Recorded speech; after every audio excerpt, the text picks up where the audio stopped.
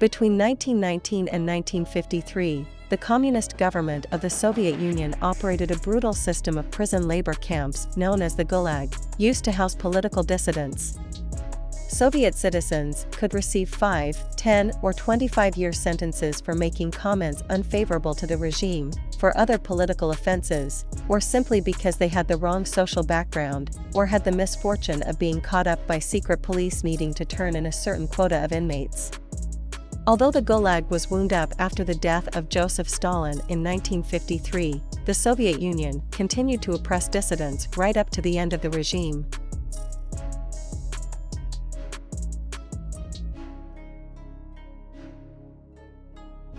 The first major construction project of the Gulag was the White Sea-Baltic Canal, designed to link the Soviet Union's Arctic ports with Leningrad, now St. Petersburg. Inmates were forced to dig the canal using primitive tools and equipment. Official and scholarly estimates of the death toll range from 12,000 deaths to 25,000 deaths. Solzhenitsyn believed the death toll reached 250,000. The entire project then had to be rebuilt because it was initially too shallow for the use of the ships it was meant for. Despite the inefficiency and eventual uselessness of the project, the idea of using convicts for labor took hold, and the Soviet secret police, the NKVD, became the center of a large industrial empire consisting of prison camps, construction projects, and mines. Soviet officials were well aware of the nature of the camps, as were intellectuals and writers, who often visited projects. After World War II, the Soviet-occupied states of Eastern Europe were encouraged to build similar projects using political prisoners for labor. For example, the Romanian Danube-Black Sea Canal was encouraged by Stalin in 1947, so that it would become the graveyard of the Romanian middle class. Many inmates were held in camps in mines in Siberia, especially gold mines.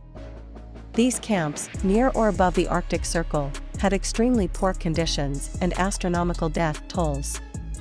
The gold mining camps around the port town of Magadan had a reputation for extreme brutality, though Magadan itself was sufficiently well kept to fool one American vice president, Henry Wallace, into calling the place a combination of the Tennessee Valley Authority and the Hudson's Bay Company. Wallace clearly wasn't shown everything about the place. The Kolyma Highway was referred to as the Highway of Bones because of the high death toll during construction. The highway stretched over permafrost, and so it was thought to be more efficient to simply bury the dead in the roadbed than to dig graves for the inmates who died during the construction. The highway linked camps and settlements in the region, including Madagan and the other gold mines of the area. Estimates of the inmates who died during construction range from 250,000 to 1 million. Specialized camps existed for certain privileged prisoners, including scientists and technicians.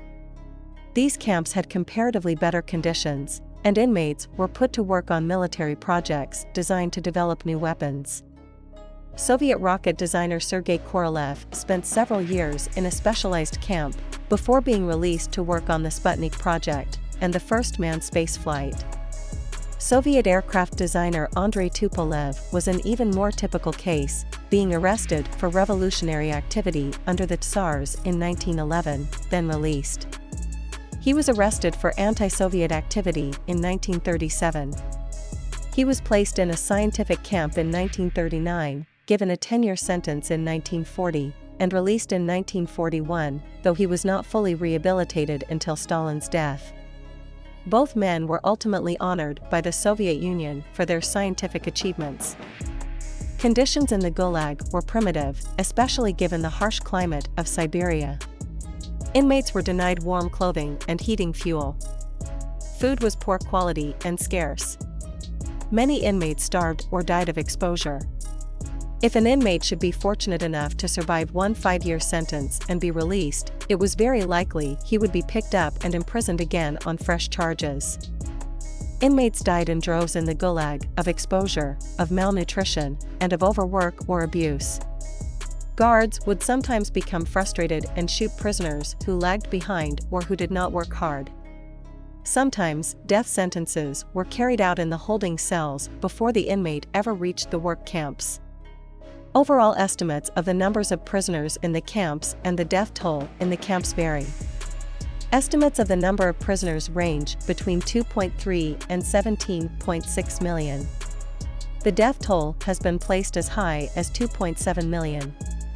One scholar, attempting to calculate the number of individuals who had their lifespan shortened by imprisonment, estimates a further 3 or 4 million died from ill health after their release. Other scholars argue that the Soviet estimate of 40 million wartime casualties hides a large number of prison camp victims. All of the prisons were guarded by NKVD officers and men, the military arm of the secret police. The NKVD also provided military police to ensure the political loyalty of the Red Army in World War II. The military staff were assisted by the common criminals sent to the prison camps, who were used as trustees and encouraged to brutalize the political prisoners among the inmates.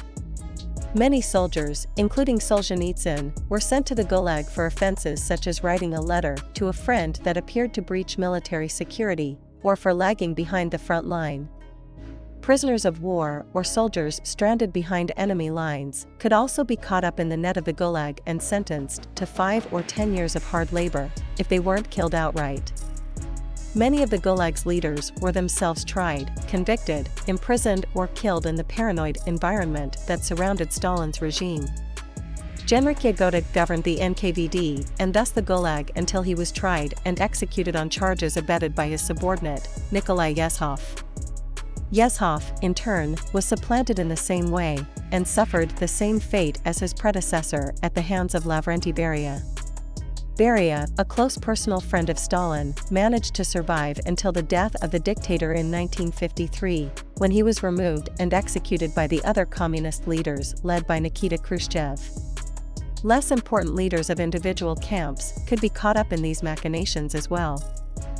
Although Khrushchev began to wind down the Gulag structure in the 1950s and pardoned or rehabilitated many of the victims, the Soviet Union continued to repress speech and substituted forced confinement in mental institutions for dissidents opposed to the regime right up to the fall of the Soviet Union in 1989 and 1990.